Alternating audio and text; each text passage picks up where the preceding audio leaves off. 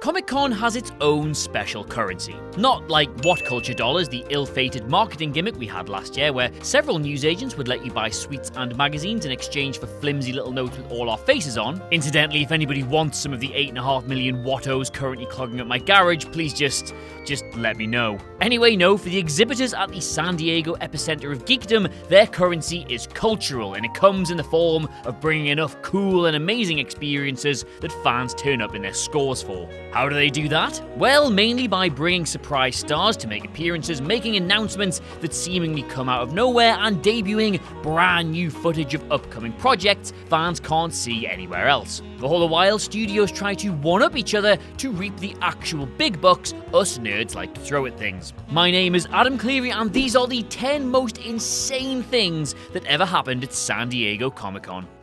Number 10. Mark Ruffalo's Hulk debut. When Marvel settled down for their big Avengers panel at San Diego Comic-Con in 2010, fans already had some idea of what to expect. We'd already had 2 Iron Man films and outings for Captain America and Thor, so we'd met most of the cast for the upcoming Avengers film. What nobody knew was if Bruce Banner, a key Avenger, would appear. Edward Norton had, after all, already departed the MCU after his starring role in the Incredible Hulk film, but out of nowhere, enter Mark Ruffalo. Once the known cast was assembled, Robert Downey Jr. introduced Ruffalo as the new actor who would be filling Bruce Banner's purple trousers. Not through a press release, not through a conference, in front of the fans who promptly went apeshit. It later transpired that the contract for the new Hulk was only signed a few hours before the panel, making the whole thing all that much more awesome. Number 9. Edgar Wright takes fans to see Scott Pilgrim. Dunno who needs to hear this still, but Scott Pilgrim was never ever going to be a mainstream hit. Didn't matter if it had Edgar Wright and Michael Cera, it was too chock with video game references and filmed at too breakneck a pace to ever be an audience-friendly blockbuster. Its ideal audience was, of course, the sort of people who go to Comic-Con, so it was an inspired moment when, during a panel to publicize the movie, Edgar Wright stood up at the end and invited members of the crowd to follow him to the nearby Balboa Theatre, where they all got to watch the film. No prior announcement about this had been made, it was just the lucky few who got a Mario-style one-up badge handed to them as they entered the panel. If you had one of those, you got in, and just to ratchet up the awesome, the film's cast put on a gig immediately afterwards. Number 8. Andrew Garfield shows up in a Spider-Man outfit. Yeah, at this point, suiting up in a disguise to navigate the convention floor in peace is a common practice amongst the stars. Daniel Radcliffe, Michael Cera, and Bryan Cranston have all famously roamed the event in costumes. The celebrity who did it best, though, was Andrew Garfield. In 2011, the young British actor, then mostly unknown to international audiences, had been cast as Peter Parker in The Amazing Spider-Man. Fans were admittedly skeptical of both a reboot coming so soon after the last Spidey movie and an Englishman cast in the role. So Garfield put on a cheap store-bought Spider-Man costume and asked the first question at that year's Webhead-centric panel, delivering a passionate, emotional speech about how much the character meant to him as a child. It was a huge surprise, incredibly sweet, and won over any of the remaining doubters in the room. Number 7. The Lost ARG invades Comic-Con.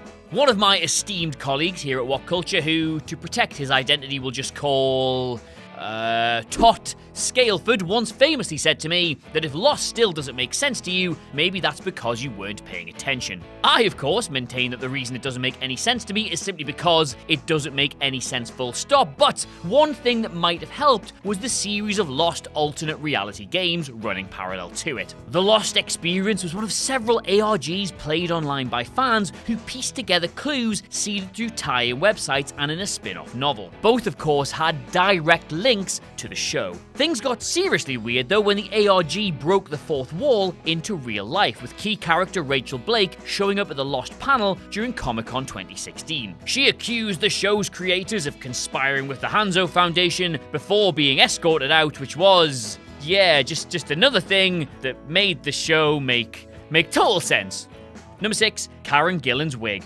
A veteran of the San Diego Convention Center thanks to appearances on the annual Doctor Who panel, Karen Gillan found herself promoted to the organized chaos of the Marvel table in 2013. And as if all the announcements about Guardians of the Galaxy hadn't prompted enough excitable screaming, Gillan had her own surprise. Rather than trying to fit her long ginger Amy Pond locks beneath the bald cap required to play Nebula, she opted to go full method and shave her head entirely. Thing is though, nobody actually knew this until Gillan sat at the table and revealed that the red hair she'd walked on stage rocking was actually a wig. She removed it, and Doctor Who fans and Marvel obsessives alike absolutely lost their nut.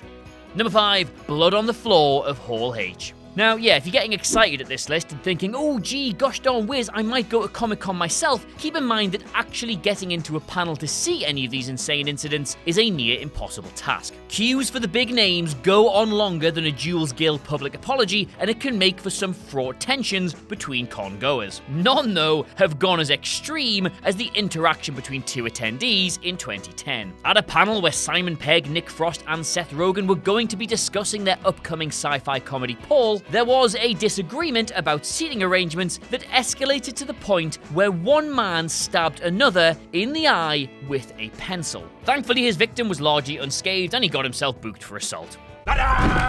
Number 4, Bob Kane blesses Michael Keaton. Worth also pointing out at this point that despite Comic-Con's long and storied history, it's only the past few years that it's become the place to hype up your Hollywood blockbuster. Back in the day, things were much more comic-centric. But prior to the 1989 Batman film, Tim Burton and Michael Keaton were in attendance, with the hope that they'd be able to convert the comic book fans who were already critical of comedic actor Keaton being cast as Bruce Wayne. As it happens though, Warner Brothers already had an ace up their sleeve guaranteed to get the fans on side. They brought Bob Kane, co-creator of The Dark Knight. Kane told the assembled crowds why he thought Keaton was perfect whilst giving Burton his blessing on the project. It was a surprise, unadvertised appearance that no doubt helped the 1989 Batman movie become a huge hit.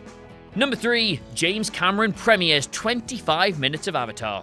On the other side of the spectrum to all this is James Cameron's Avatar, which, you remember, everyone was really charged up about until it was released and we were all just like, right, yes, dances with big horny smurfs. But before that, the prospect of a new sci-fi film from the director of Terminator 2 and Aliens was insanely exciting, especially given the all-star casting of Sigourney Weaver, Zoe Saldana, the actual toy from Small Soldiers, and Phoebe's weird brother in those 8 Friends episodes. The Cameron faithful, though, were rewarded for their patient queuing. Not only did they get the first info about the highly secretive film, which cost a bomb and had been in development for years, but the director actually premiered 25 minutes of the finished full 3D footage. Might sound a little bit underwhelming now, but imagine seeing a huge chunk of the biggest movie in history months before anybody else.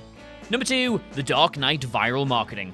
The Lost ARG was something, yes, but it mainly appealed to the more obsessive fans of the TV show, leaving out the rest of the casual audience. With Batman, there is a far higher density of fans who will go above and beyond in their love for the Caped Crusader, which is exactly what the marketing team behind The Dark Knight were counting on. As if the anticipation for Christopher Nolan's second Batman film wasn't positively frothing already, a viral marketing campaign with alternate reality game aspects that ran for a full 15 months before the movie was released sent fans wild. Mainly, of course, by teasing images of Heath Ledger's then mysterious take on the Joker. There were also tons of Joker cosplayers employed by Warner Brothers themselves, and a plane that flew over San Diego writing "ha ha ha" in the sky. It was a crazy amount of commitment and money, but it succeeded in getting fans charged up.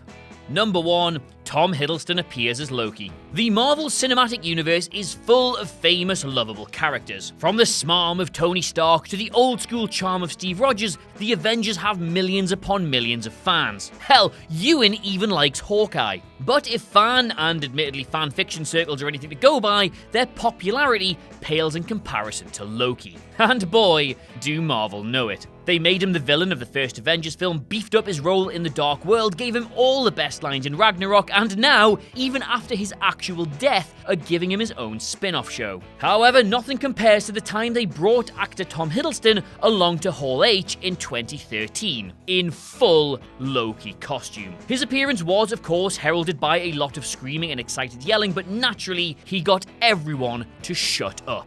In character, he made pretty much the entire convention hall kneel for him. Even just watching back the video of that year's Marvel panel is spine-tingling, especially when you consider it was a total surprise. So there you have it, there is a really good video on all the most insane things that ever happened at Comic-Con. As payment for watching it, you all now owe me about 80,000 Wattos, but don't worry, that equates to around $1.50. But in the meantime though, thank you so much for watching. I have of course been Adam Cleary, and I'll see you soon.